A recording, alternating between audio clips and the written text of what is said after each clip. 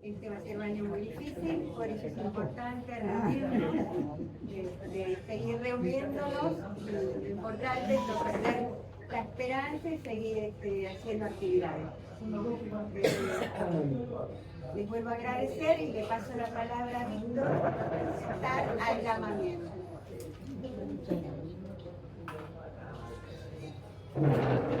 Bueno, al principio me voy a parar porque mi voz no es demasiado potente. Después no te parás.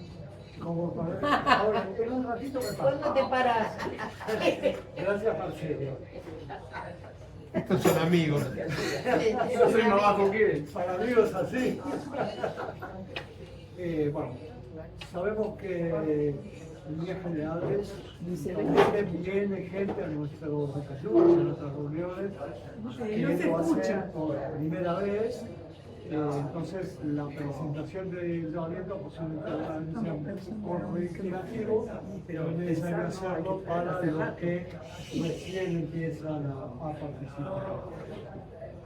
En principio es un honor a la bienvenida en nombre del llamamiento argentino judío y haciendo un poco de historia. El llamamiento empezó a formarse a fines del año 2014 con unas pocas personalidades importantes de la comunidad y no de la comunidad, pero que tenían necesidades, y se potenció con la muerte de Nisman. A partir de ahí se hizo una reunión que fue muy importante en Poetra, donde asistieron alrededor de 1.200 personas.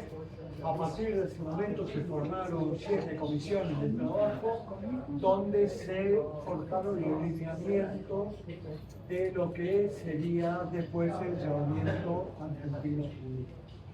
Esto quedó conformado en una reunión, ¿sí?, también con mucha participación en el Teatro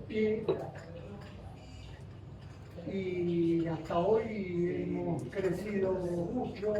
Se conformaron varias comisiones, entre la comisión de cultura, la comisión de género. De la comisión de cultura dependen varias subcomisiones que ocupan bastantes tareas. Tenemos alrededor de 4.000 adherentes y, por otro lado, como siempre digo, lo que necesitamos además de adherentes son necesarios los aportantes, porque no recibimos ningún tipo de subsidio. Este núcleo de reflexión con el equipo de Mizantino creamos una mañana de diálogo y compromiso. Contamos con ellos para ser invitados de lujo y somos una voz plural, argentina y judía, que busca aportar la construcción de una sociedad más justa, más democrática y más sólida. Somos una agrupación política no partidaria, amplia y plural. Los que quieran profundizar en lo que es el llamamiento pueden entrar a nuestra página web, llamamiento.net, ver los fundamentos, y ahí lo van a encontrar ampliamente. Van a encontrar toda la información necesaria.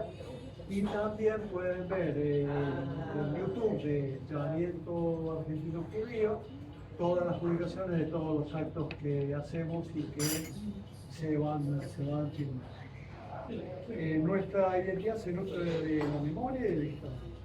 Recordamos la lucha por la libertad, la verdad, la justicia y también las esperanzas que nos impulsan a seguir adelante. Creemos que la diversidad es una gran riqueza y que la unión entre pueblos y comunidades es la base para enfrentar los desafíos del país. En este encuentro queremos compartir ideas, escuchar experiencias y pensar juntos cómo fortalecer los valores de la convivencia, la justicia social, la defensa de los derechos humanos. No venimos a imponer verdad, sino a abrir caminos de diálogo, porque sabemos que la palabra, cuando se ejerce con respeto y compromiso, puede transformar realidad. El llamamiento argentino judío es ante todo una invitación a participar, a debatir, a construir. a tender puentes entre nuestra tradición y los desafíos de la Argentina de hoy, que son muchos y muy duros. Habría afirmar que la memoria y la verdad y la justicia no son consignas abstractas, sino compromisos vivos que nos interpelan día a día. Les agradecemos a todos profundamente la presencia y que esta charla sea un paso más en el camino de la unidad, la obtención, la crítica y la esperanza compartida. Nuevamente un agradecimiento a nuestros invitados y por otro lado comentarles que el día 21 será el próximo desayuno con la presencia de Jorge Elman para hablar sobre judeofobia, antisemitismo y el papel de Israel en la dictadura militar. Lo único que me queda por decir es que una vez que hagan su exposición nuestros invitados, que pueden hacer preguntas, pueden participar, lo que les pedimos es que sean breves y que hagan preguntas, que no hagan largas exposiciones donde quieran apropiarse del micrófono. Les agradecemos muchísimo que sean claros y concretos y que les hagan preguntas para que puedan responderlas nuestros invitados. Le paso ahora la palabra a Alicia. El 21 de julio, ¿dónde va a ser? Aquí. Acá, no en el desayuno, el próximo desayuno aquí en Villón. Bueno, me paro de nuevo y voy a tratar de hablar lo más fuerte posible, así Enrique se queda tranquilo. Les quiero recordar que estamos acá por los 50 años del golpe militar. Por eso acá tenemos estos invitados de lujo: María Adela, Miguel Levy y Pablo Verde. Yo voy a presentar a María Adela, lo que me pidió el presidente. ¿Bien? Ella es vicepresidenta de Madres de Plaza del Mayo. ¿Puedo decir algo? De la línea fundadora. Una conferencia hace muy poco María Adela me manda un mensajito de años de Daniel, el hermano, que ya ha cumplido 39 años. Me mandó una poesía que no la quiere leer, por lo tanto yo no puedo. Pero me emocionó un montón. En todo caso la distribuimos. Bueno, María Adela Antopolés, hermana de Daniel, abogado y profesor detenido, desaparecido por la última dictadura civil-militar y hombre enamorado de Latinoamérica a la vez que internacionalista. Mantengo en alto su hermosa memoria enriquecedora de conducta, porque hoy mismo habrá personas y quizás grupos y hasta gobiernos que aprueban su condición de detenido desaparecido. Esta pregunta, girando en el aire, es también farol de caminos vitales. Bueno, yo voy a presentar a Miriam Levy, mucho más cortito. Pero yo creo que, bueno, ella es periodista, escritora y es detenida por la dictadura, por el terrorismo. Detenida desaparecida. Wow. Yo creo que en persona ella nos va a contar, es seguro, fueron 30.000, sí, no más. Ella hoy nos trae la palabra de los 30.000. Y creo que es sumamente valiosa, porque además demuestra que eran personas, que eran compañeros, que eran de carne y hueso, que pensaban, que tenían sus vidas, que fueron fundadas. ¿Cómo se llama? Así que muchas gracias por estar acá. Bueno, a mí me toca presentar, levanto la voz para que se pueda escuchar mejor. a Pablo Berna. Lo conozco de la militancia en derechos humanos, si no me equivoco nos presentó Erika. En general nos encontrábamos en la ronda de las madres de Plaza de Mayo, línea fundadora. Adela también va cada tanto cuando puede, nosotros también. Y nada, y ahí junto a otros compañeros nos conocimos y por ende lo quiero mucho. Él pidió que lo presentáramos de esta manera y bueno, y entonces acá hago su presentación. Pablo es hijo de un genocida, desobediente, militante por los derechos humanos, integrante de la Comisión Memoria, Verdad y Justicia de Zona Norte y del colectivo nacional Mario Bosch de abogados querellantes en juicios de lesa humanidad. Puedo decir que la coherencia, la ética y la moral de Pablo jamás debe ser puesta en cuestionamiento. Es una persona que lo conozco y lo aprecio bastante. Gracias, Laura. Bueno, María Adela, ¿qué contamos? Velozmente, aclaro lo siguiente, mi apellido termina en DTZ, es un sufijo muy de Rusia y de Lituania, de donde era mi abuelo. Mi abuelo paterno era judío y aunque él en un libro llamado Páginas Vividas dice otra cosa, él se casó con una católica y no debe de haber sido fácil avanzar en una carrera en la Argentina, en la Buenos Aires de comienzos del siglo XIX siendo judío.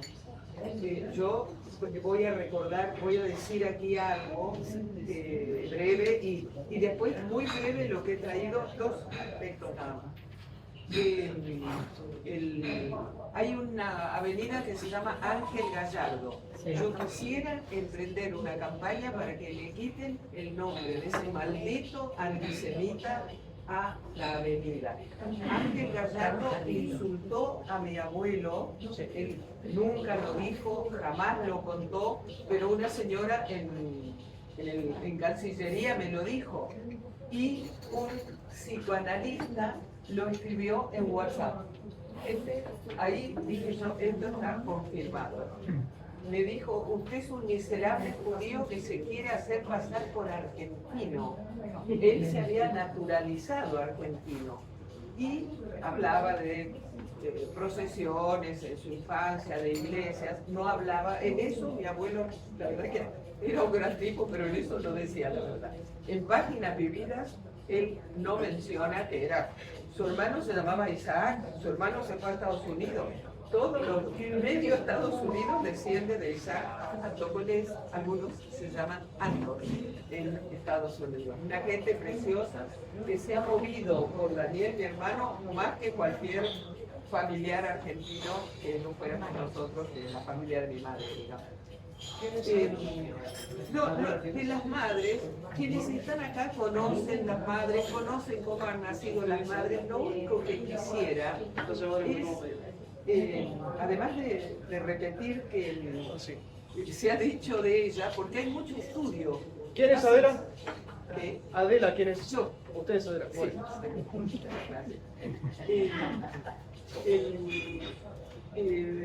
Hay un estudio de una universidad catalana que dice que las madres fueron las más estudiadas en muchísimo tiempo, el grupo femenino más estudiado. Bueno, muchas gracias.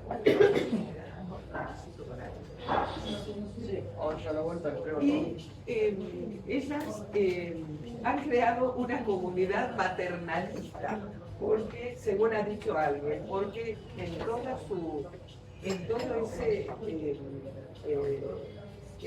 ese lazo creado de a poco, que nació de golpe en las plazas, no solo las plazas más, en plazas y ante las puertas quizás cerradas de instituciones del resto del país, también había madres pidiendo. Pero el hecho histórico se produjo en abril del 77 en Plaza de Mayo. Disculpe, ¿quién es Miriam? Usted. No, pero hace bien preguntar. Sí, más rápido. Y más rápido que andar dando vueltas. Gracias. No, muy complicados. Todavía no tengo acá arriba. Los camareros. Sí, ya a la bolsa. Ahí me falta andar. Acá falta una verona. Trae otra para mí. Para mí. Muy formales. Bueno, una comunidad que, militando políticamente bajo la luz pública, seguían siendo madres. Esa característica de ir de la cocina. Hay muchos títulos. Yo quería haber inventado ese título en un trabajo que hice para presentar en Ginebra, ya estaba inventado. De la cocina a la plaza, igual, tal cual. Porque así se ha sentido. Madres que en su condición de madres, porque no adquirieron otros letreros, por así decir, siguieron llamándose madres. En el caso de las madres argentinas, no todas, dos grupos, por lo menos el más grande en la capital y en muchas provincias, adquirieron el nombre que el lugar que eligieron les daba.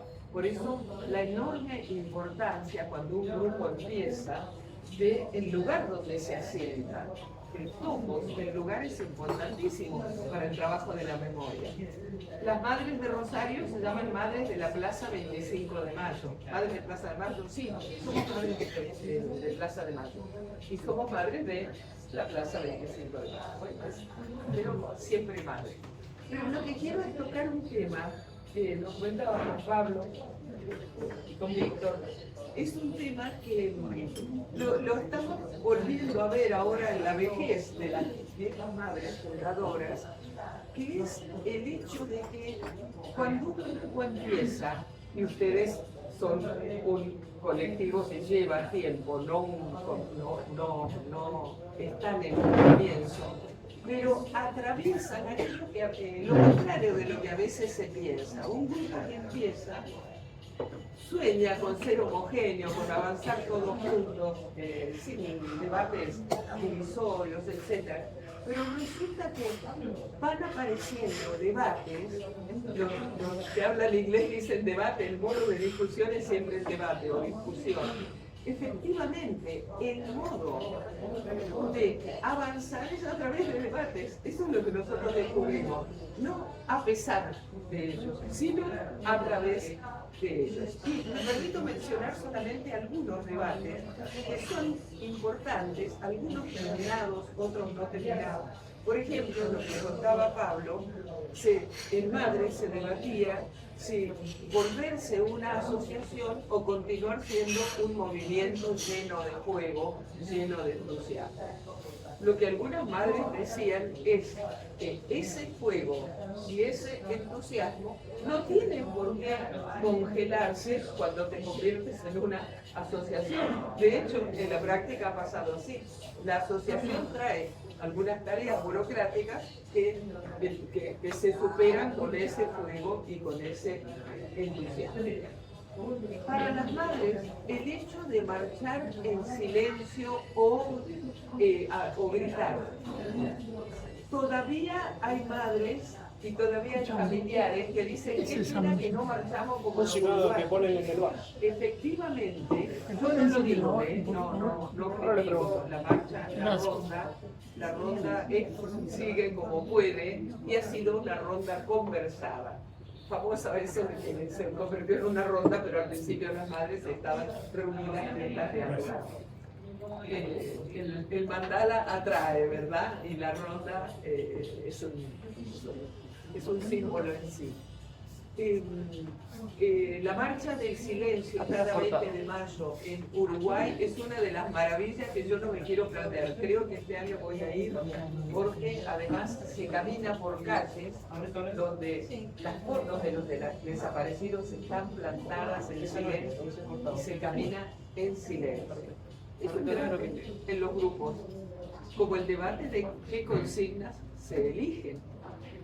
Aparición con vida, o otro debate, no cuando empezó, sí cuando se avanzó. La gente decía aparición con vida, 5 años, 6 años, después de desaparecidos, aquellos primeros que motivaron las madres avanzaran. Otro debate que la gente de la comunidad judía comprende muy bien es pero esto lo hemos escuchado. No importa, no lo escribas, vamos, y hagamos. Y la que se quedaba escribiéndolo hacía algo tan importante como la que avanzaba para ir a la plaza. Mucho se desdeñó en todos los organismos el dejar memoria de lo que se hacía. Lo hizo así una madre de La Plata, preciosa, Adelina, de Mati, de Alache. Adelina escribía cada jueves todo lo que sucedía en el boleto del colectivo en que venía a la Plaza de Mayo. Hoy está, yo tengo la casi certeza de que es Adelina, no lo he visto, porque alguien le dijo, ojo que no es Adelina. En todo caso, una madre de La Plata que se venía a la Plaza de Mayo cada jueves, esos boletos con información importante de cosas que se hacían están preservados en el archivo provincial de la memoria. La verdad o la justicia, Miriam y Pablo. Hasta hoy se debate. En el año 1995 hubo aquí un clivaje, hubo un nodo que dividió la opinión pública. Yo creo que ese es un hecho innegable. Creo que es un hecho que se lo debemos a un represor. La opinión pública, cuando escuchó por televisión las declaraciones del represor, el ex capitán Adolfo Silingo, se dio cuenta de que lo que veníamos pregonando, lo que intentaban decir los ex detenidos desaparecidos, también avanzando con una verdad muy a lo bruto, por no decir muy dura, también avanzando a veces con rechazo. Era demasiado tremendo escuchar esa verdad.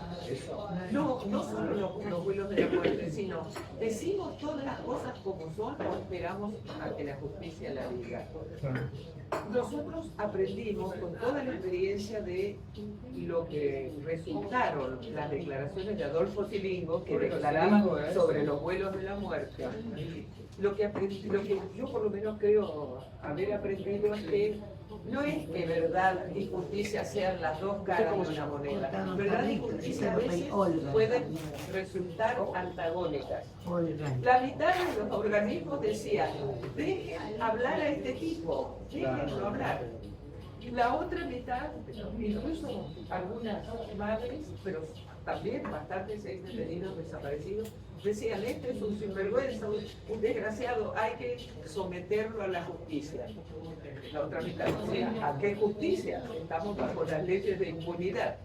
Ahí aprendí, yo soy de las que, si hay que optar, opto por la verdad, porque la verdad es una bola de nieve que te lleva a la justicia. Quedó demostrado. Esto pasó cuando el CELS presentó, impulsó que se presentara, no me equivoco, en el año 1995, época de Menem, un juicio para averiguar, simplemente para averiguar la verdad sobre Alejandra Lapajó. Ese juicio no fue rechazado por la Cámara Federal. Después el CELS presentó sobre Mónica Miñones y ese sí fue rechazado. Pero el juicio sobre averiguar qué había pasado con Alejandra Lapajó era quizás la primera querella en el mundo para averiguar la verdad.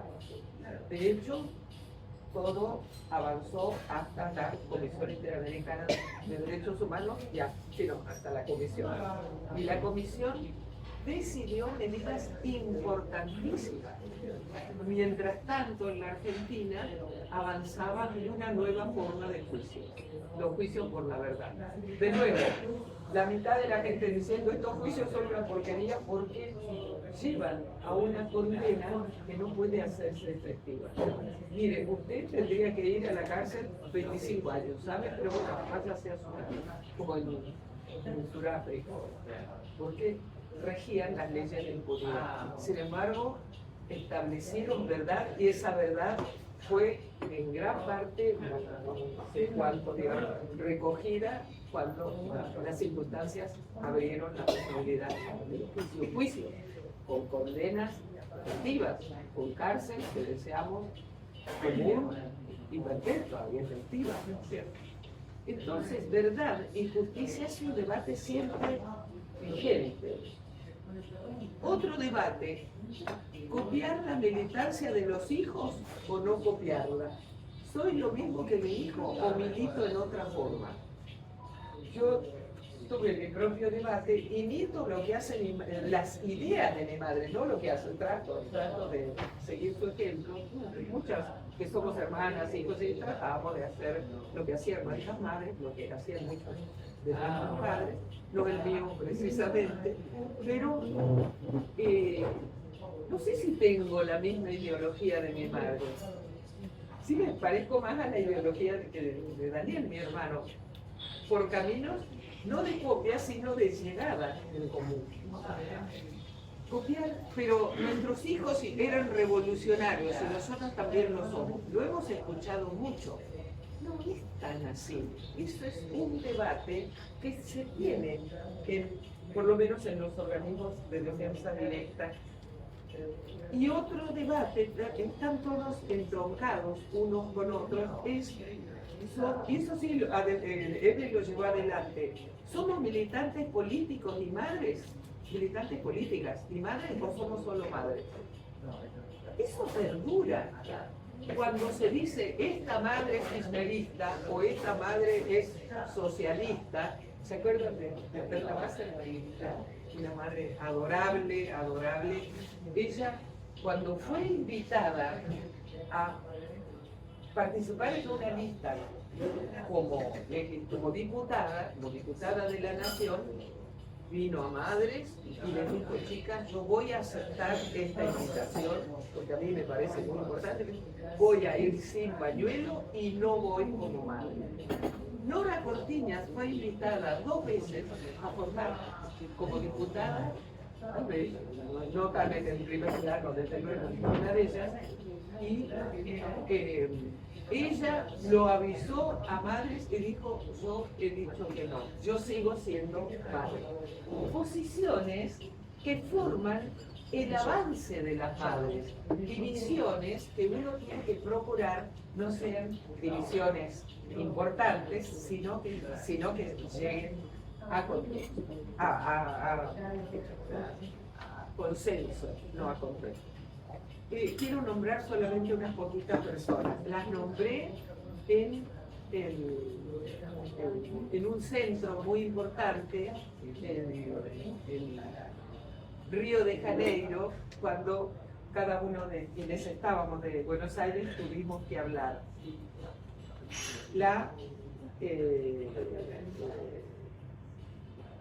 Digamos, la asociación de familiares judíos, que ha tenido una importancia muy grande, sobre todo en la época de la dictadura.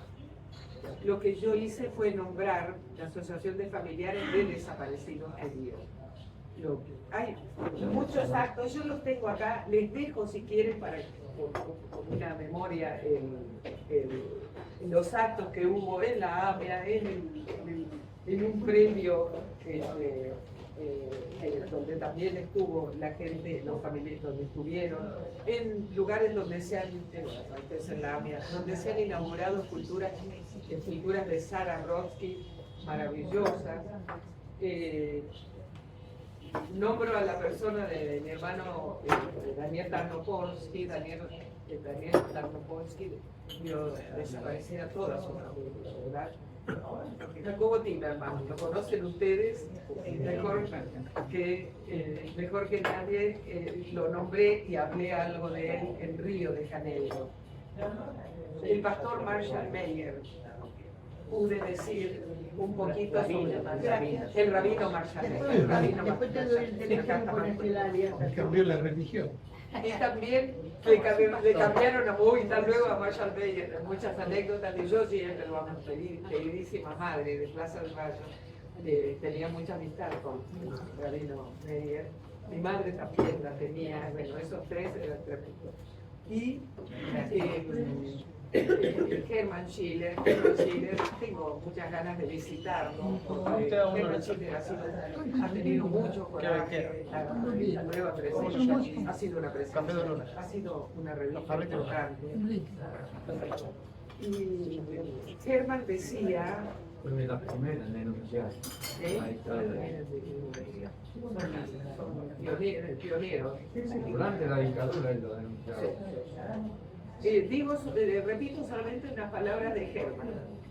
El sionismo es uno de esos movimientos, quizá polémicas, es uno de esos movimientos nacionales en cuyo intestino suelen pulular opresores y oprimidos, reaccionarios y progresistas, antipalestinos y pro-palestinos.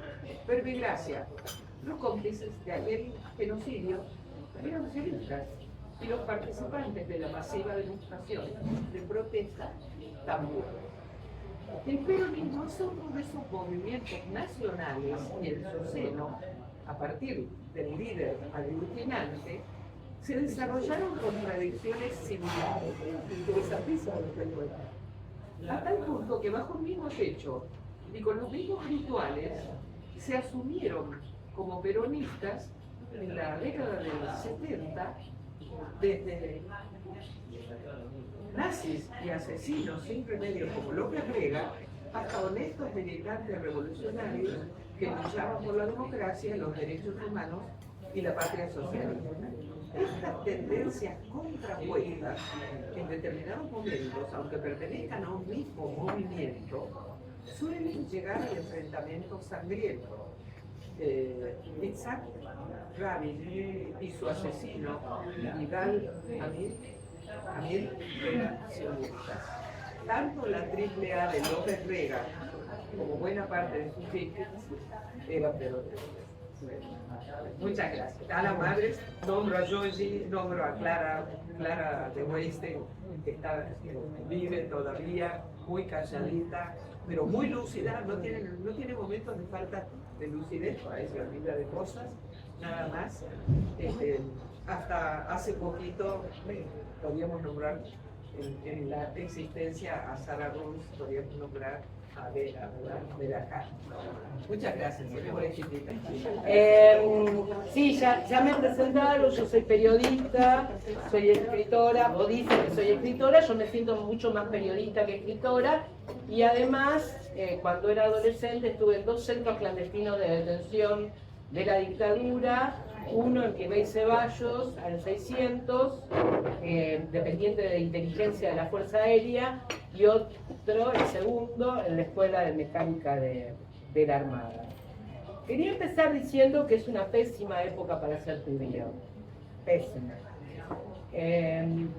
Es una situación, sobre todo para quienes somos judíos progresistas, de izquierda, muy difícil de enfrentar. ¿Por qué está resurgiendo un antisemitismo, que yo siempre digo en la Argentina hay un antisemitismo de baja intensidad, que a veces se explota, se manifiesta, incluso en sectores progresistas? Nadie entiende la diferencia que explicó bien Hermann Schiller entre ser sionista de izquierda, ¿no? Los sionistas fundacionales del Estado de Israel, si bien había gente de derecha, de Bilgur, había gente que era socialista y que querían esas comunidades agrarias, agrícolas, llamadas kibbutz, representar todo aquello que traían en su ideología, ¿no?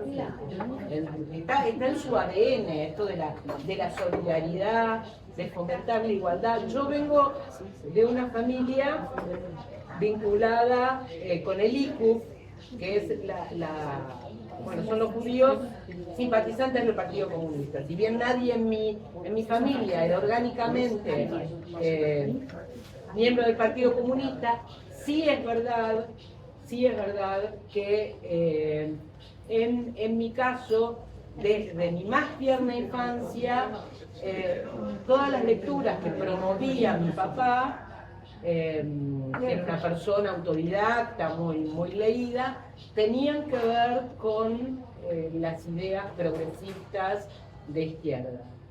En este momento, el rol del Estado de Israel es un rol absolutamente nefasto. Yo creo que pocas personas han hecho más por el resurgimiento del antisemitismo que Benjamín Netanyahu.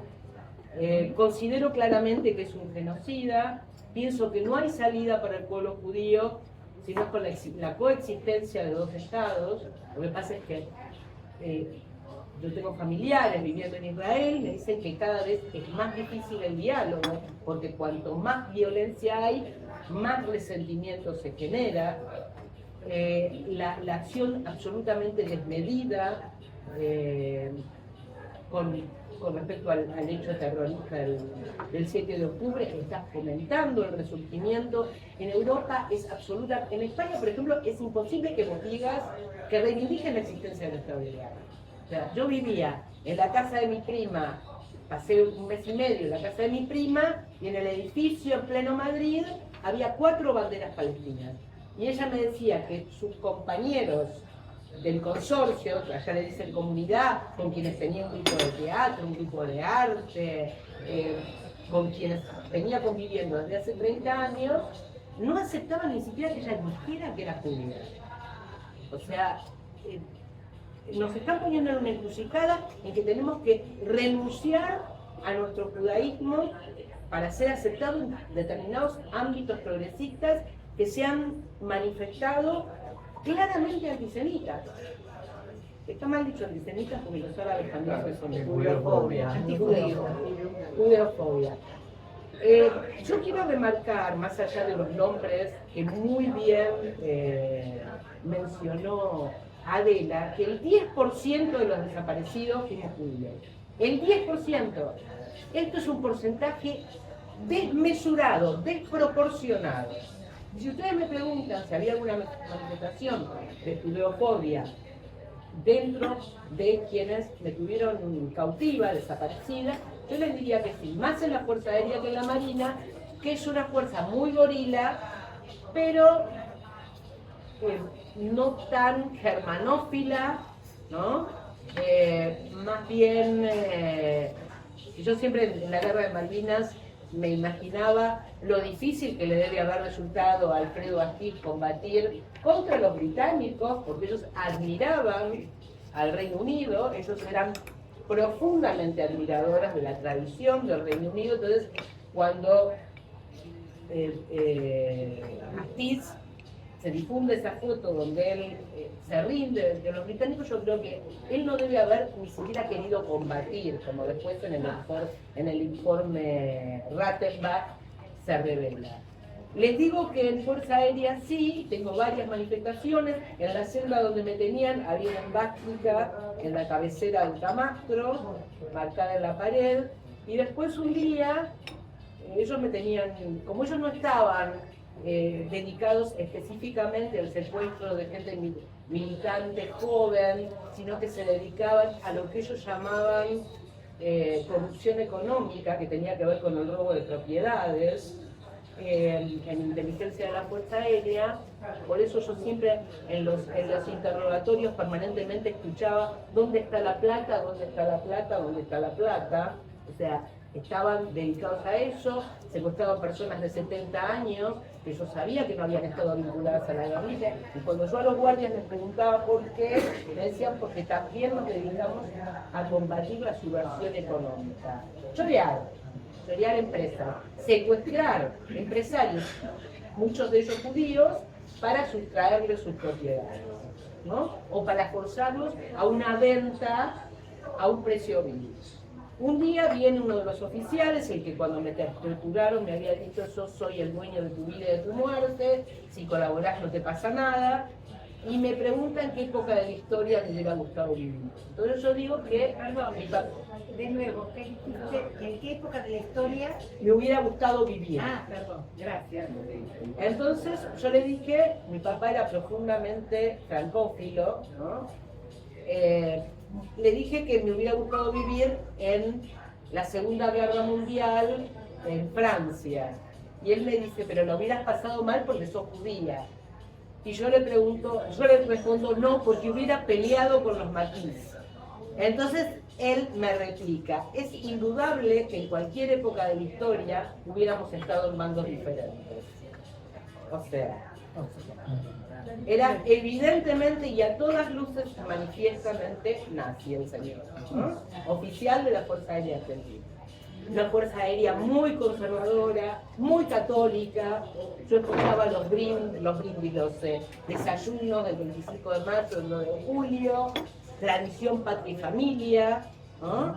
Dios, patria y familia. Era una cosa absolutamente manifiesta, esta cuestión.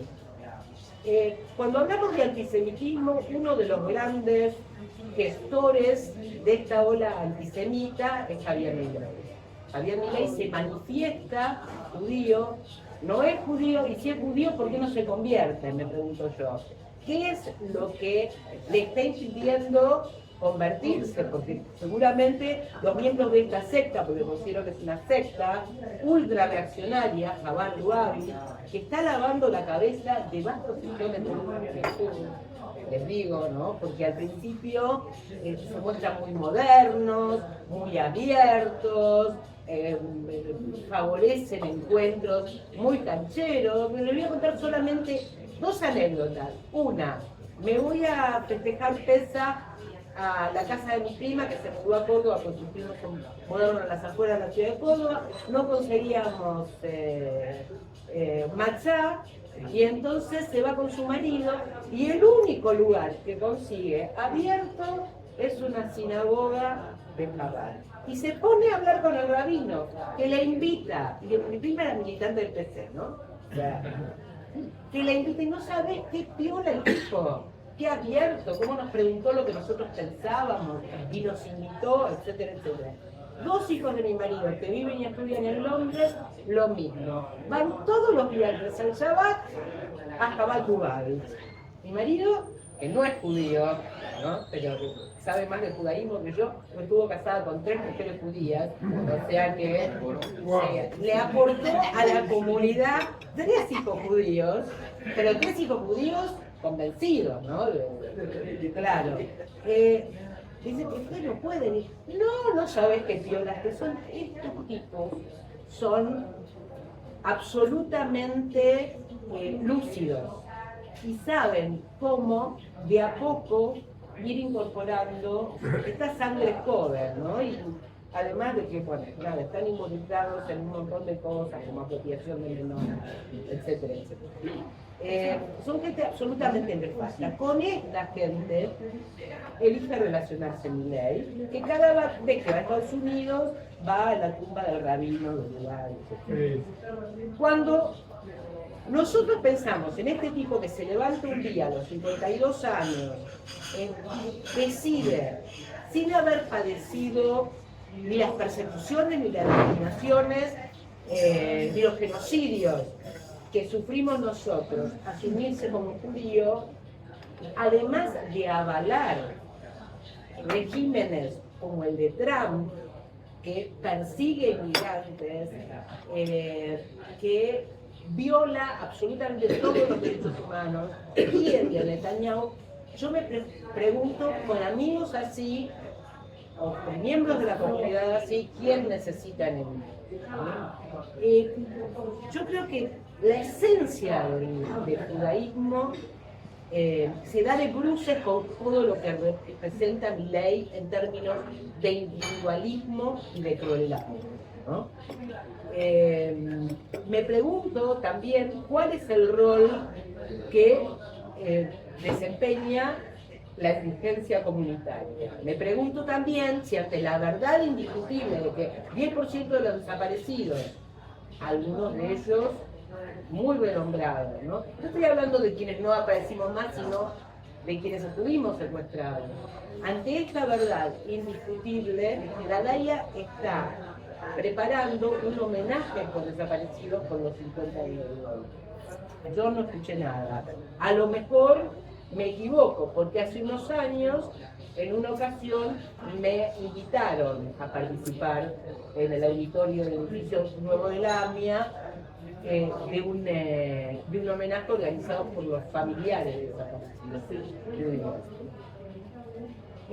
Hay que decir que, al contrario de Francia, de Italia, de Alemania y de España, Israel nunca estableció ningún dispositivo jurídico, legal, para llevar ante la justicia durante los casi 20 años de vigencia de las leyes de perdón a los genocidas que habían asesinado a miembros de la comunidad. Por el contrario, ya con esto yo voy a ir cerrando, por el contrario, mi identidad judía fue la que me permitió revisitar aquello que yo había vivido, que había transitado, y reinterpretarlo. Voy a ir de adelante para atrás. Hace poco leí un libro de Paco Ignacio Taibo sobre el gueto de Varsovia, que se llama Sabemos cómo vamos a morir. En realidad yo lo leí porque me identificaba con esa frase, ¿no? Porque en las últimas épocas de mi militancia, yo fui secuestrada en 1977, militar era suicida, porque a todas luces sabíamos que la disparidad de fuerzas y el cerco que las fuerzas del Estado terrorista estaban desplegando sobre quienes todavía militábamos, sobre los familiares, sobre intelectuales, sobre sindicalistas, sobre estudiantes, nos iba a llevar indefectiblemente a la muerte. Y yo llevaba una pastilla de cianuro en el bolsillo, mal hecha, de plástico, seguro que no me iba a poder tragar. Pienso que cómo pensaba yo que iba a poder perforar ese plástico opaco. No importa, pero digamos, esa frase a mí me interpeló, porque yo sabía, o creía que sabía, cómo había decidido yo morir. De la misma manera, quienes estaban en el gueto sabían que estaban destinados a ser derrotados. Pero sin embargo, fue una experiencia, por un lado, que les permitía tener dominio sobre el momento de su muerte. Es decir, los nazis no los iban a llevar a una cámara de gas, sino que ellos iban a decidir cómo iban a morir, e iban a morir combatiendo, lo que me parece absolutamente conmovedor. Y por otro lado, también está el tema de la traición, ¿no? Es un tema, es una sombra que se cierne sobre todo los que sobrevivimos aquí en la Argentina. Digamos, muchos de los que sobrevivimos y salimos aquí en la Argentina, muchos de los que se conectaron con el exilio del exterior, fueron aislados, estuvieron bajo sospecha, y en un punto, lo que pasaba en el gueto de Varsovia, en términos de traidores, ¿no? Los componentes del Judenrat, o los miembros de la policía judía dentro del gueto, y la actitud de los combatientes con respecto a ellos, me hizo reflexionar.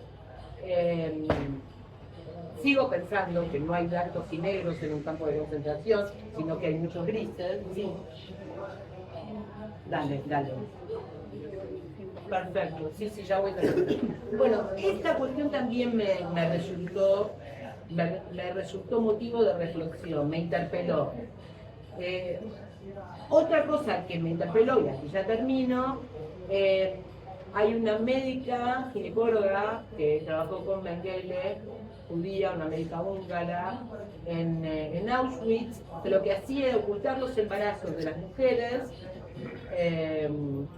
dar a luz a sus chicos secretamente y asesinar a los bebés. Porque si daban a luz los bebés, las mataban a los dos. Entonces estas madres jóvenes, para ella, tenían prioridad. Si podía les hacían aborto, si no podía, el bebé nacía y ahogaba el llanto y los asfixiaba en general. Esta mujer testimonió en un libro, tiene un libro que se llama Yo fui médica en Auschwitz, pero también tiene una participación en un libro del Museo del Holocausto de Washington que se llama Different Voices, diferentes voces. Y eso fue lo que disparó el primer libro que escribimos con sobrevivientes de la ESMA. Porque yo dije, si esta mujer puede contar lo que ella hizo, ¿por qué nosotros tenemos miedo de contar lo que pasaba dentro de la ESMA? Porque la verdad es que todo el mundo sospechaba que habían pasado cosas horribles, y realmente habían pasado cosas horribles, pero transcurridos 25 años, en el año 2001 se publicó este libro de Infierno, con participación de 5 mujeres sobrevivientes de la ESMA. Yo consideraba que había llegado el momento de hablar. Bueno, no.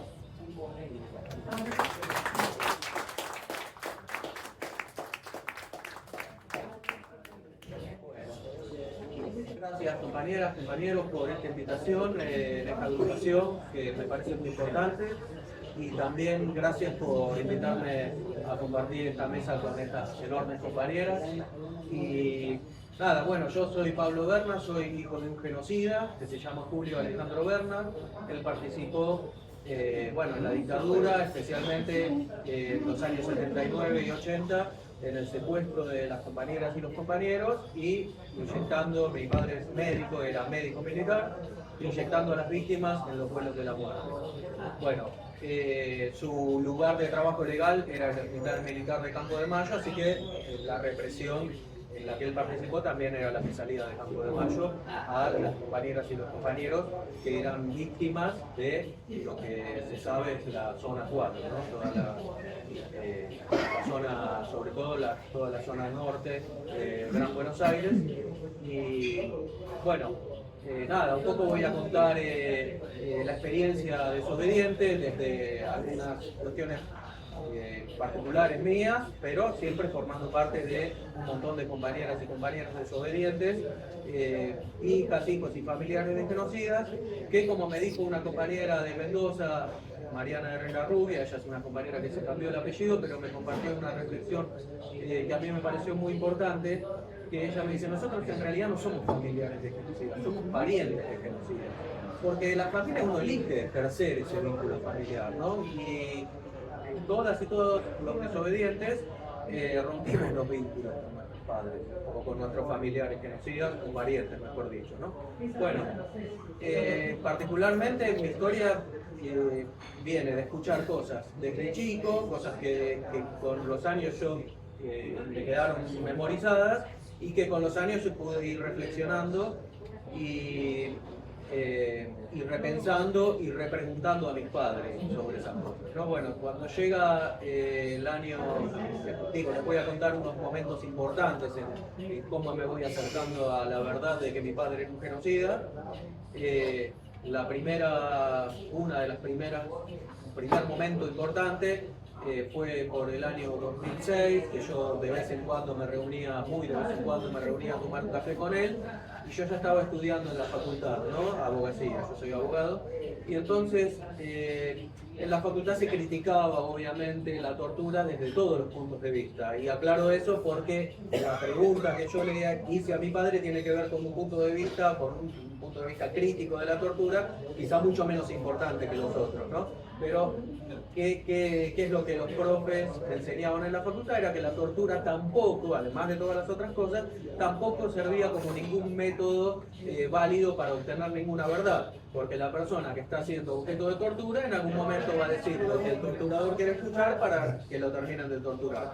Y entonces yo, con mi ingenuidad todavía de ese momento, me reúno con mi padre y le digo, le pregunto, escúchame, ¿cómo sabías o como sabían, cuando la persona te estaban torturando, te miente una vez, te miente una segunda vez, te miente una tercera vez, te miente una cuarta, ¿cómo sabes si esa cuarta o esa quinta en realidad no es una cuarta o una quinta mentira, sino que ahí te dijo la verdad? Y él me responde con total naturalidad, bueno, esto era muy sencillo, porque cuando había una pizarra, una especie de pizarrón con un recuadro, y cuando el que tenés acá, lo que te contesta, coincide con lo que te dijo el que tenés acá, el que tenés acá, el que tenés acá, el que tenés acá, ahí es cuando te dice la verdad. Bueno, yo me quedo con esa respuesta. Disculpame, ¿qué edad tenías? Y en el 2006 tendría 33. Me quedo con esa respuesta y entonces, sin tomar dimensión de la gravedad de lo que me había respondido, y bueno, y más o menos un año después, cayendo, ese era un tiempo en que yo progresivamente iba cayendo en cuenta de las cosas, entonces más o menos un año después, yo le digo, escuchame, si vos la vez pasada me respondiste esto, entonces vos estabas ahí.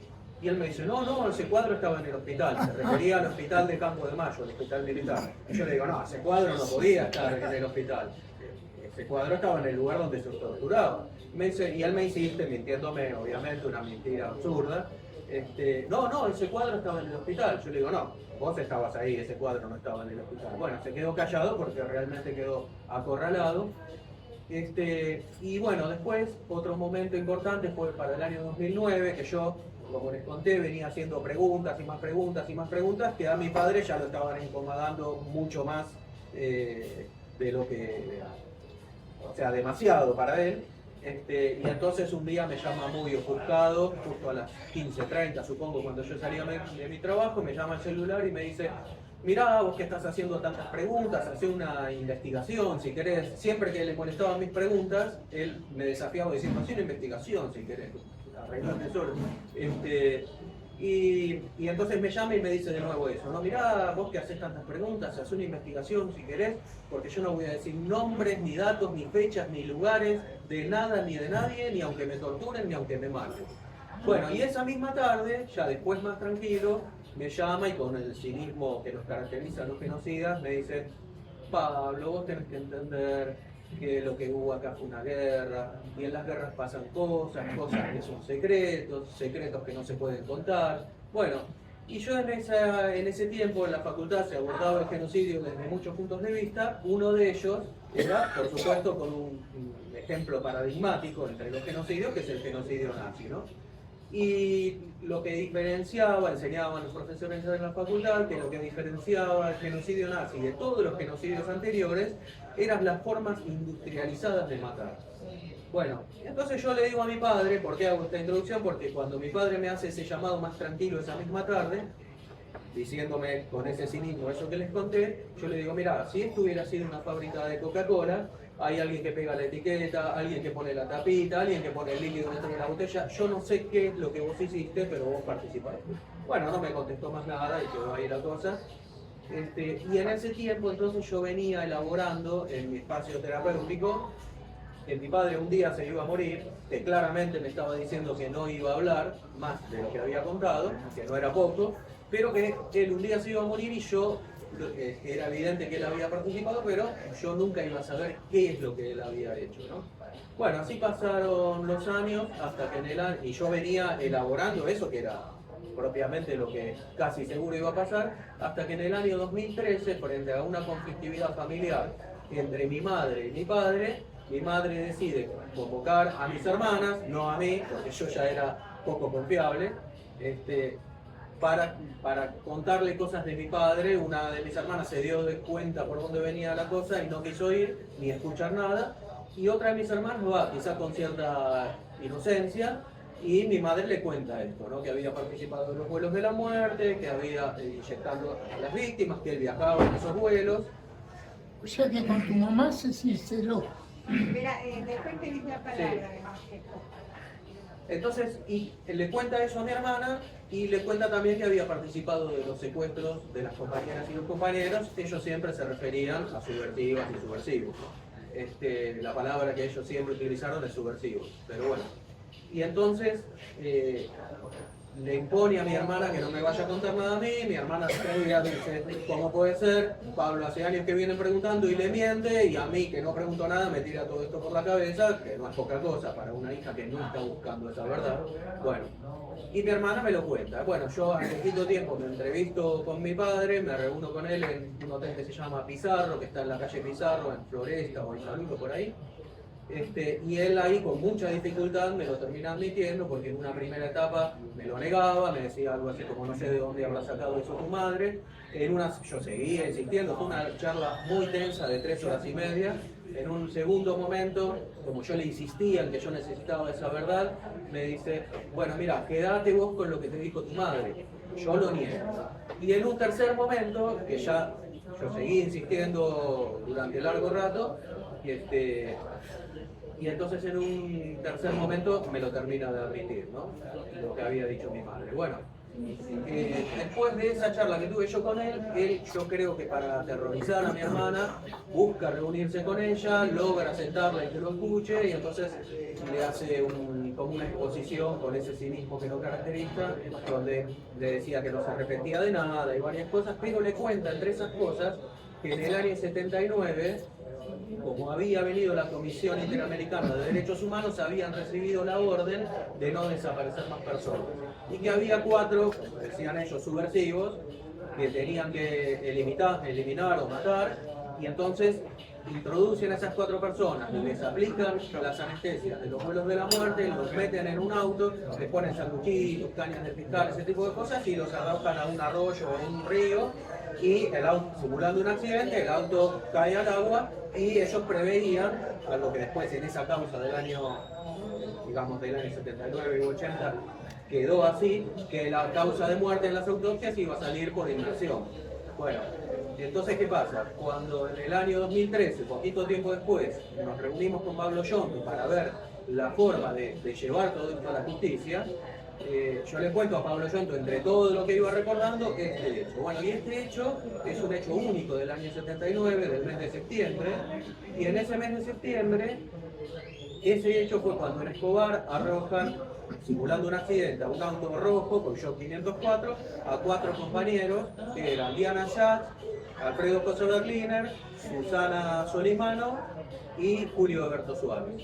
Así los mataron a esos 4 compañeros. Y yo cuando declaré en juicio, declaré en 2 juicios, gracias también a Pablo Yonto y al grupo de compañeras y compañeros querellantes en el juicio contraofensiva montonera, y después en el 2021 en el juicio Vuelos de la Muerte también, pero entonces yo, antes de declarar, le pregunto a mi hermana, ¿él se ubicaba claramente en el lugar de los hechos o cómo es que te lo contó? Y mi hermana me dice, no, él me dijo, tuvimos que.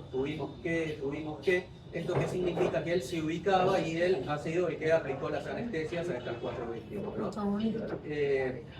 Bueno, nada, como les conté, yo pude declarar en juicio. Ahí hay una cuestión importante porque hay una prohibición en el Código Procesal Penal de declarar y de denunciar para los familiares, salvo en la excepción es que ese familiar denunciante o declarante haya sido víctima, o que haya sido víctima otro familiar de igual grado o más próximo, cosa que el caso no se daba. Pero bueno, acá viene una de las primeras cosas que con las compañeras y compañeros desobedientes nos reunimos en 2017, les podría contar un poco sobre eso, pero no que no sea tan larga. Cuando nos reunimos en 2017, que fue algo muy importante, empezamos a pensar qué hacer. Bueno, y la primera idea importante en la que consensuamos llevar adelante era el proyecto de ley que yo tenía idea ya desde 2013, pero que solo con un proyecto de ley, todos saben que nadie va a ningún lado, pero ya agrupadas y agrupados las compañeras y compañeros desobedientes, dijimos, hagamos esto, llevemos esta propuesta, este proyecto de ley al Congreso para que estas prohibiciones del Código Procesal Penal no corran, no sean aplicables cuando se trata de genocidio, crímenes de lesa humanidad o crímenes de guerra. Bueno, nunca llegó a convertirse en ley, pero 3 veces las diputadas y los diputados lo presentaron, fue a la Comisión de Legislación Penal, los Asuntos Penales, algo así se llama la comisión, y 3 veces quedó cajoneado, incluso habiendo tenido en el año 2018 una moción de preferencia. Así que tampoco cumplió el Congreso con esa moción de preferencia. De todas maneras, los mismos argumentos de ese proyecto de ley son los que valen para que las juezas y los jueces no apliquen en estos casos de familiares o parientes de genocidas estas prohibiciones. Y un fundamento jurídico fundamental es que si el derecho internacional de los derechos humanos manda a prevenir, investigar, juzgar y sancionar los graves crímenes contra la humanidad, restringir medios o fuentes de prueba como son los testimonios de los parientes significa en esa pequeña o gran medida incumplir esa obligación internacional. Y por otra parte, como son crímenes de lesa humanidad, y el mismo nombre indica, porque toda la humanidad está lesionada, y las hijas, hijos o parientes de genocidas, si no estaríamos lesionados por crímenes de lesa humanidad, al igual que el resto de la humanidad, sería como pensar que estamos afuera, así que tampoco sería lógico, ¿no? Bueno, y había otras razones más ahí que están en el proyecto.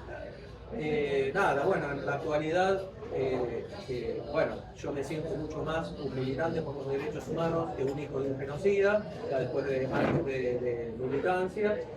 Hoy tengo también el orgullo, puedo decir, de integrar la Comisión Memoria, Verdad y Justicia de Zona Norte, que es un organismo que pronto va a cumplir 30 años, y colaborar también en algunas querellas junto con el abogado Pablo Yonto, y pertenecer también al colectivo nacional de abogadas y abogados querellantes Mario Bosch. Así que bueno, cierro ahí la charla y después, obviamente, todas las preguntas que quieran. Gracias.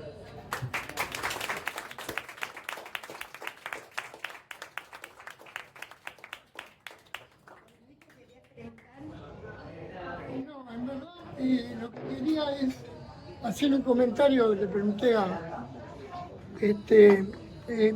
yo recibo un semanario que se llama Siberia, donde aparece una información que dice: Cava, Barrios, por la memoria y la justicia, convoca a la colocación de la baldosa por Rosa Dalia Herrera y Álvaro Herrera León, militantes populares y estudiantes de Filosofía y Letras de la Universidad de Buenos Aires, desaparecidos por el terrorismo de Estado de Argentina el 13 de mayo de 1977.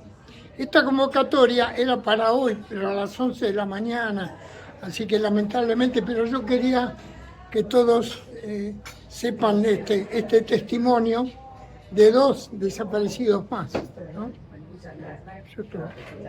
¿Quién más quiere hacer algún comentario, pregunta? No sé si es pregunta o comentario, pero es como para pensar qué vive una persona dentro de su familia cuando se aparta en esta forma tan clara, cada vez más clara de la familia. ¿Es una víctima esa persona? ¿Puede considerarse una víctima? Porque la pregunta es si Pablo se considera una víctima.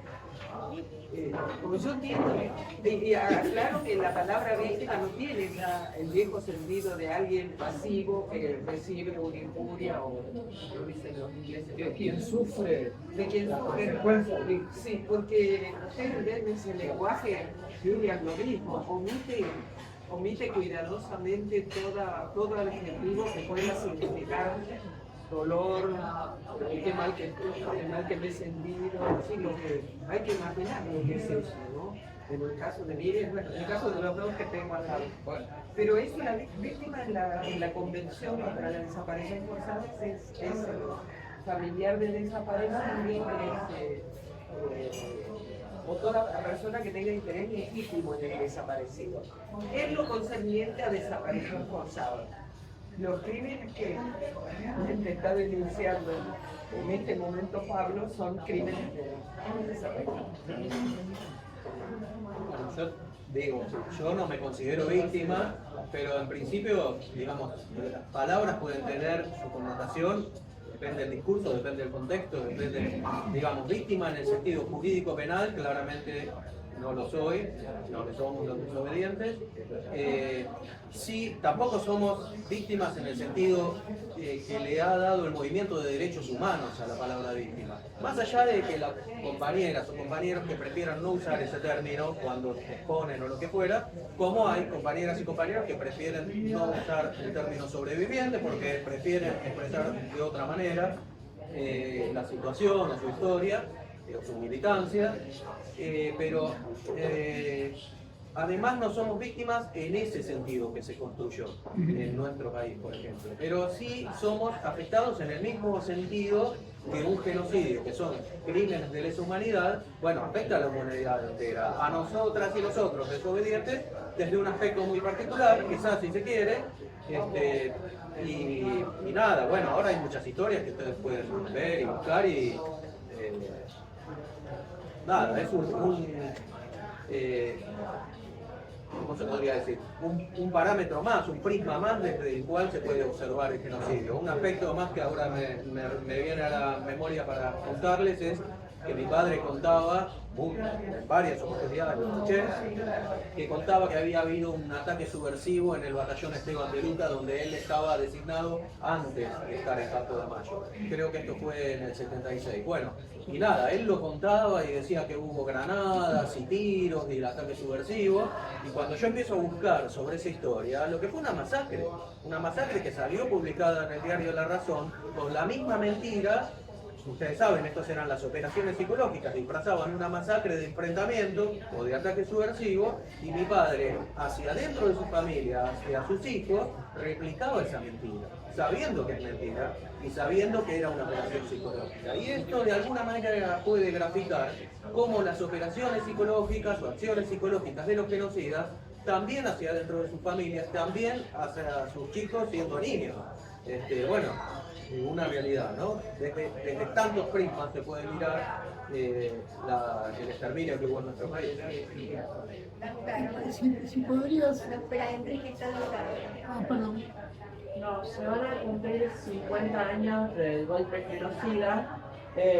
Justamente yo lo que estoy viendo, no solo en Argentina, sino también en el mundo, Alemania, España, Estados Unidos, es, bueno, esto que se hablaba del retorno del totalitarismo, en el sentido más contemporáneo, más moderno, con otros métodos, con otras metodologías, pero el fascismo al fin. Y algo que estoy viendo en esta cuestión es que vemos también con el gobierno de Milei no solo el retorno de estas ideas cavernícolas, sino también el retorno de la familia militar. A mí me preocupa mucho ver cómo los militares volvieron a tener el poder del Ministerio de Defensa. A todos los generales o almirantes que él descabezó ni bien comenzó el gobierno, los puso en el Ministerio de Defensa, y hay de ministro el hijo de un genocida, obediente, no desobediente, obediente, que sigue en actividad. Tipo, no es que lo sacaron, sigue en actividad. Y es interesante porque ahora pusieron al mando de las fuerzas castrenses a los cuadros medios, que en general los cuadros medios suelen ser los más cavernícolas que los altos. Y a mí me sorprende porque dentro de la base libertariana, que no les digo libertarios porque libertarios eran Simón Radowitzki, hay una fuerte presencia de círculos verdaderamente nazis y judiofóbicos. Los que pusieron al mando de las fuerzas no son projudíos,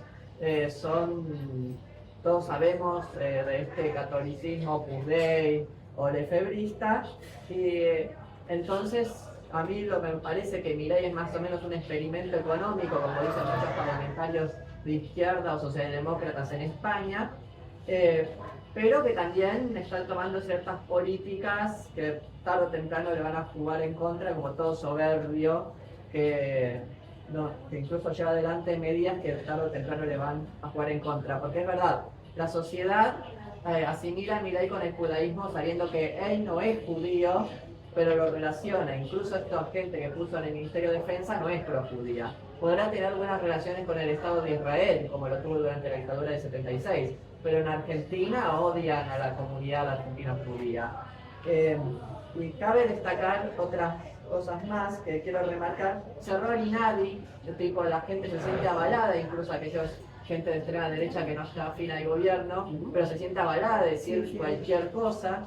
Y yo vengo de una familia cosmopolita. Mi padre es judío, mi madre no, pero yo me identifico como judío, fui educado como judío en lo cultural. En lo religioso, cuando nací, bueno, yo no sé posición, pero eso es otra historia. No te preguntaron. ¿Qué? No te No, preguntaba. y eso que mis padres son trotskistas. Pero bueno, a pesar de eso, yo asisto a estas organizaciones judías culturales, pero obviamente me relaciono con un ambiente no judío, del cual muchos también, vaya novedad, votaron a Milei, pero también hablando con ellos me doy cuenta de los prejuicios judiofóbicos que tienen, esas teorías conspiranoicas, y votan a Milei varios, no todos, pero también los que no votan a Milei también tienen prejuicios y teorías conspiranoicas, pero los que también votan a Milei, vaya la paradoja, los quiero a pesar de eso. Las teorías conspiranoicas donde están en esas ideas son terribles. Y algunos pertenecen a ciertos extractos sociales que incluso Milei discrimina. Entonces uno también se sorprende a ver estas contradicciones en sí. Pero por eso quiero remarcar que, bueno, está esta cuestión del racismo, también la cuestión que también está creciendo una especie de derecha nacionalista del discurso, pero peligrosa y rancia al fin, revanchista, militarista, y por eso remarco que este 24 de marzo nos encuentra en este paradigma y también la necesidad de estar unidos frente a este avance que estamos viendo de que ya hay que tener en cuenta que está retornando la familia militar, los discursos de odio, y bueno, y acá terminó la Guerra Fría, pero ahora vienen contra los sectores progresistas de izquierda y aquellos grupos que incluso el nazismo perseguía. Bueno, les pregunto, Víctor pidió la palabra. Dice algo Víctor, ¿No está Enrique primero, No. después está Enrique. Preguntan los tres y después contestan ustedes y después vamos a ir cerrando. ¿Está bien? Marcelo, me gustaría que digas algo después. Bueno, Víctor. no tengo una pregunta. ¿Cómo ven dentro de la educación? Fuerte.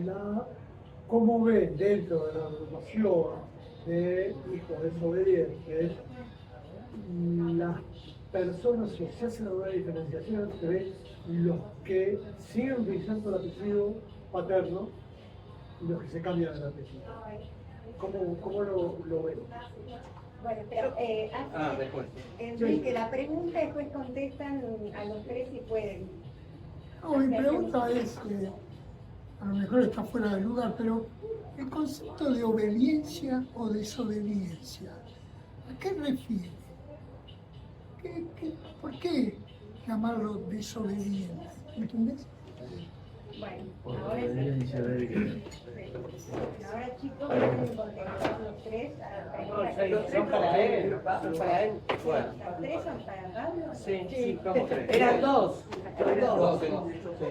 No, nada, igual es cortita las dos respuestas. En cuanto a las compañeras que han decidido cambiarse el apellido, que yo conozco 3 o 4, ahora tengo en mente 3 nomás, pero creo que hay una cuarta. Yo las considero compañeras, considero que no hay ninguna diferencia más que en esa necesidad de expresión política en el sentido más amplio de la palabra y de expresión humana en el sentido individual y global también, esa necesidad de cambiarse el apellido. Necesidad individual y expresión política o expresión humana de decir yo me cambio el apellido y esa es mi forma de decir no quiero esto. Es mi interpretación y después yo, por ejemplo, que no me cambié el apellido ni lo pienso hacer porque no siento en absoluto ninguna necesidad ni de hacerlo individualmente ni de expresar mi repudio a mi padre genocida de esa manera. Sí, lo he hecho de muchas otras y lo sigo haciendo. Bueno, mi padre sigue impune, está vivo, trabajamos, o sea, a fin de 2013 lo denunciamos, seguimos trabajando para que en algún momento la justicia de San Martín lo impute, lo llame a indagatoria, bueno, entre paréntesis eso, ¿no? Y después la otra pregunta era... ¿Por qué lo de desobediencia? Ese término. No, yo la verdad que nunca me dediqué a pensar mucho en la conceptualización. Sí vino desde que nos reunimos, había una compañera que traía un nombre, que era su página de Facebook, se llamaba Historias Desobedientes, donde ella escribía algunas cosas y fue el nombre que tiene una agrupación. Me parece un buen nombre, yo no lo conceptualizo mucho, así, desobediencia o qué es la desobediencia, no me gusta teorizar sobre mí mismo ni sobre nosotros, la verdad, y habrá quien lo hace, no es mi tema. Bueno, ¿quieren decir algo para cerrar? Sí, yo quiero... perdón. No, una cosa cortita, pero que me parece muy contundente, porque hoy desde tantos años después, y sobre todo quienes no fuimos militantes durante la dictadura, ni antes tampoco, cuesta mucho a veces comprender cómo y por qué, que es algo que vino, gracias a mí, me vino después de poder haber sabido qué es lo que hizo mi padre. Eso me abrió la puerta a otras preguntas, a otras búsquedas, y esas búsquedas tenían que ver con entender la lucha de las compañeras y los compañeros. Y entonces, entre miles, 30.000 ejemplos que hay, yo traigo uno que me gusta leer en las charlas, y es porque lo vi en un documental que hizo María Inés Roqué, que es la hija de Iván Roqué. A ver si lo encuentro. Sí, Papá Iván se llama la película. Bueno, y entonces él, que estaba siendo intensamente perseguido por la dictadura y que sabía que muy probablemente lo iban a encontrar y lo iban a matar, sus hijos eran chiquitos y él deja una carta explicándoles esta explicación que me sirvió a mí también y que yo la traigo escrita para compartirlo. Ella, María Inés, en ese documental que se llama Papá Iván, hay una voz masculina que lee esta carta, ¿no? Que es más larga, pero bueno, yo hago un extracto y se lo quiero compartir, ¿no? Entonces él les explica cuándo comenzó a convertirse en un revolucionario, le deja escrito a sus hijos que eran chiquitos, ¿no? Fue un día de invierno muy frío en que un compañero de escuela primaria se cayó casi congelado en la puerta del edificio, donde estaban las aulas. Yo tendría 8 o 9 años. Vi que ese chico tenía solo el guardapolvo escolar encima de una camisa rotosa. De pronto sentí una terrible vergüenza por mis ropas abrigadas, por mis zapatos y medias de lana. Sentí como si yo le hubiese quitado la ropa a ese chico. Su frío fue para mí un sufrimiento concreto. Sus manos y su cara morada y sus articulaciones rígidas me espantaron como la misma muerte. Los argentinos somos ricos porque la Argentina es un país riquísimo, decía la maestra, y citaba largas cifras de producción de trigo, carne, azúcar y ventajosísimas ubicaciones en los rankings de producción de los países del mundo. Sin embargo, yo conocía compañeros que no comían nada antes de caminar los 5 kilómetros que los separaban de la escuela y que aguantaban el hambre hasta la tarde con una batata asada que les daban los padres antes de salir de su casa.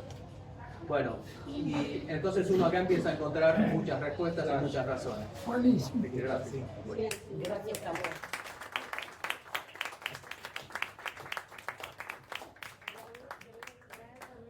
Quería decir solo consecuencias de la militancia, de la vieja militancia. Siempre la acción por derechos humanos trae consecuencias. Las batallas no se ganan, generalmente se pierden, pero son las que dan sentido a la vida. Eso lo dice Alejandro Kaufman, que estudia tanto el tema de la comunicación, por supuesto, y de las revoluciones. Él en realidad es medio pesimista, dice que las revoluciones no son posibles, entonces menciona un montón, empezando desde Espartaco, un montón de intentos revolucionarios. No sé qué pensará Alejandro Kaufman de Cuba, digamos, cómo avanza, de Nicaragua, porque todo está latente, según lo que fue. Pero la idea de la revolución da sentido a muchas vidas. Las madres perduraron y perduran en varias formas. Una de las formas que es una maravilla comprobarla es que perduraron en el movimiento de mujeres desobedientes. No desobedientes hijas, no necesariamente o solamente de las hijas de personas genocidas, sino el feminismo. El feminismo argentino es un poco, no guía porque es un feminismo que tiene también sus propios debates de clase social, económica, de procedimiento. Pero esas huelgas en el mundo, en el mundo occidental, esas huelgas de las mujeres y esas manifestaciones impresionantes, ni una menos, que a veces terminaban con palabras de Nora Cortiñas también, en la tarima, al finalizar el acto, a mí me llaman la atención, a todos nos llaman la atención porque las chicas, las mujeres, viejas, jóvenes, muy jovencitas algunas, van con un pañuelo. No van con una vincha, no van con una gorra especial, no eligieron una pulsera, eligieron un pañuelo. Es decir, yo sí creo que el pañuelo blanco es un símbolo que se ha vuelto universal. Sí. Qué bueno que todo esto siga pasando, que hablemos de esto. Gracias. Sí, doctora, si tengo un par de minutos, Alicia. No, bueno, yo lo único que quería decir fue que estoy un poco impresionada por este tema del resurgimiento de la judeofobia. Hace poco se empezó a difundir el hecho que para nosotros hasta hace poco, hasta hace años, era algo que teníamos que aclarar con Horacio Luzzi, con quien escribí Yossi, que no se trataba de un invento nuestro, que el Plan Andinia existía como fábula, como mito, es decir, que había gente que creían que los judíos queríamos tomar la Patagonia para crear un Estado judío. La gente de Amazon que nos contrató para desarrollar Yossi decía, bueno, pero esto lo inventaron ustedes, esto no existió. Esto que ustedes están hablando, los protocolos de los sabios de Sion, etcétera, etcétera, no, lo inventaron ustedes, ¿no? Qué imaginación que tienen. Pero no sabemos si es muy creíble o no, esto existió. Le tuvimos que mandar prueba de que no era producto de nuestra febril imaginación. Bueno, resurgió el Plan Andinia. Y hay gente que yo creo que no tiene capacidad de lectura, de comprensión de textos, que dice, tienen que ver Yossi para ver que esto... Al contrario, Yossi lo que demuestra es que era una fábula. Bueno, a tal punto es una fábula que si nosotros vamos a ver, más allá de las estupideces que dicen, una vez un turista israelí del lado chileno prendió fuego un bosque, entonces ahora resulta que todos los incendios de la Patagonia los generamos los judíos. Más allá de eso, quienes más tierras tienen en la Patagonia son los yanquis, los españoles y los italianos. Yo no veo que haya movimientos contra los españoles y los italianos en la Argentina. No hay un movimiento de odio hacia quienes quieren quedarse con nuestra Patagonia. La estancia Benetton es una provincia. Sin embargo, nadie está en contra de los italianos y piensa que los italianos se quieren apropiar de la Patagonia, pero sí los judíos. Me parece que esto es un tema que nosotros tenemos que visibilizar, que tenemos que informarnos, que debemos dar el combate para que quede de manifiesto que esto es una ridiculez.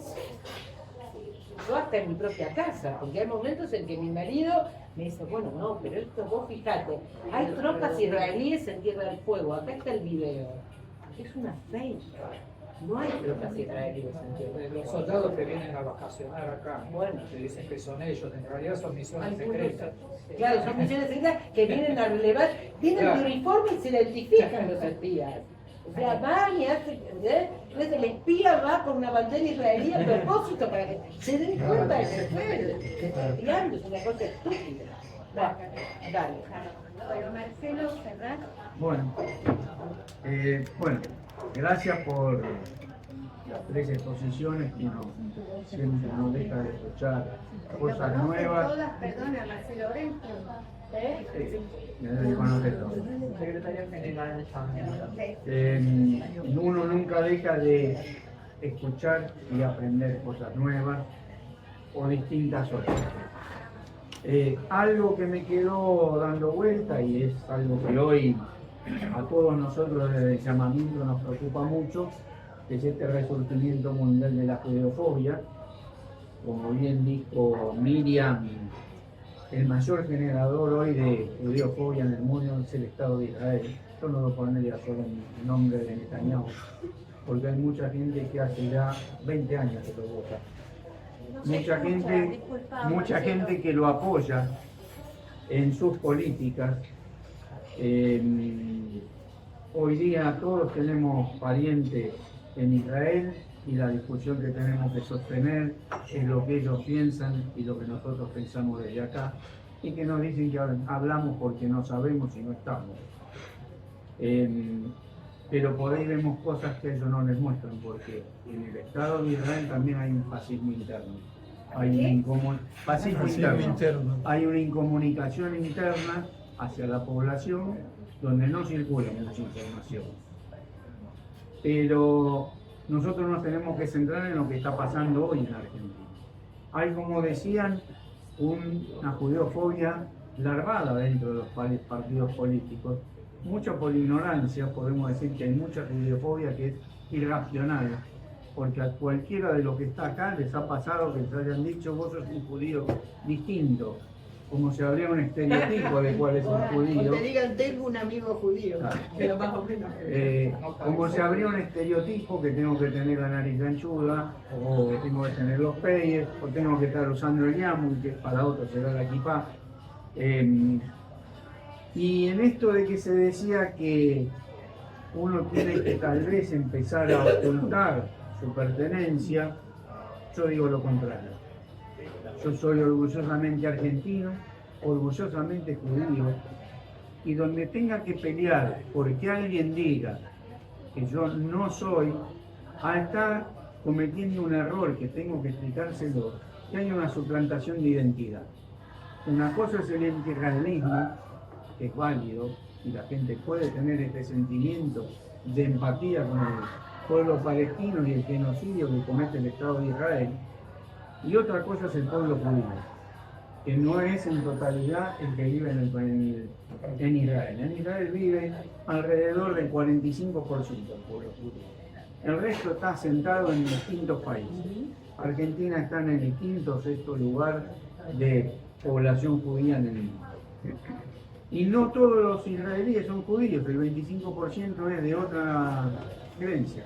Hay árabes, hay cristianos, hay, no me sale el nombre ahora, pero no importa, hay distintas y son israelíes. Si uno lo piensa, por nacer en Israel soy judío, no. Por nacer en Argentina soy judío, tampoco. Ser judío es una decisión personal de una pertenencia a un pueblo. Esto es lo que el llamamiento quiso levantar en su momento. Se nombraron acá los héroes del gueto. ¿Qué nos dejaron que tenemos que retomar? Ellos ante la adversidad priorizaron la unidad.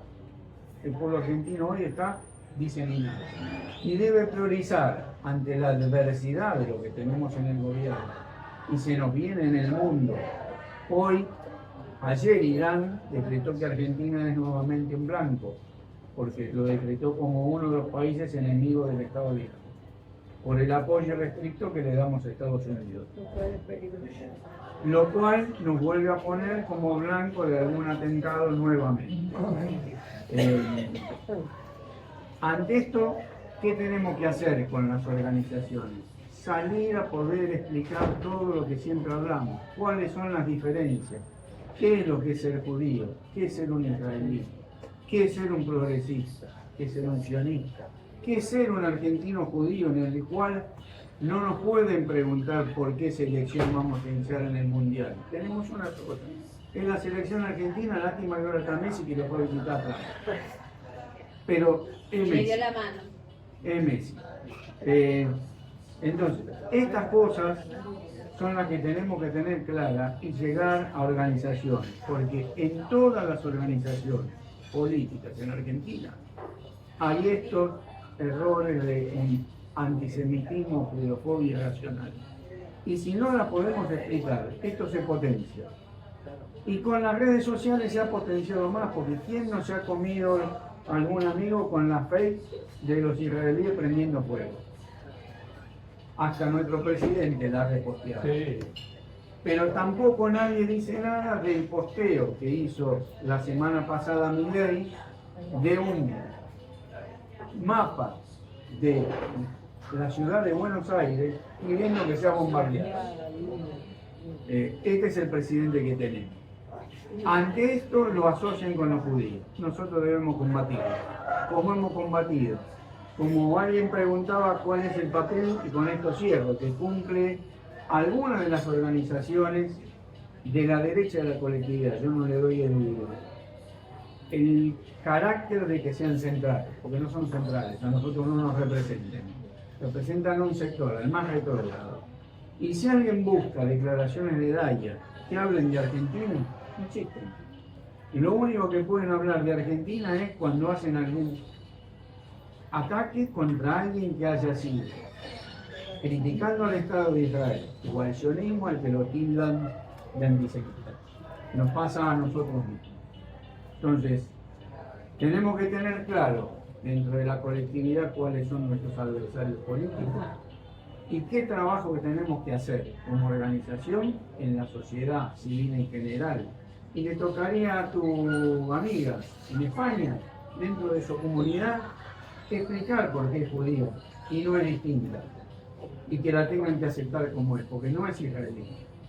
Esos debates hay que darlos, yo no le escapo a ninguno. Participo dentro de la colectividad judía desde los 2 años, aquí en el Pérez de Villena. Sigo estando en el mismo lugar, organizando y trabajando dentro de la colectividad judía. Pasé mi militancia dentro de la Federación Juvenil Comunista, donde transité la dictadura militante y cruzando prensa de capital a provincia. Era chico, tenía 16 o 17 años. Era más fácil que los jóvenes podamos cruzar más fácil. Pero digo, siempre estuvimos de este lado.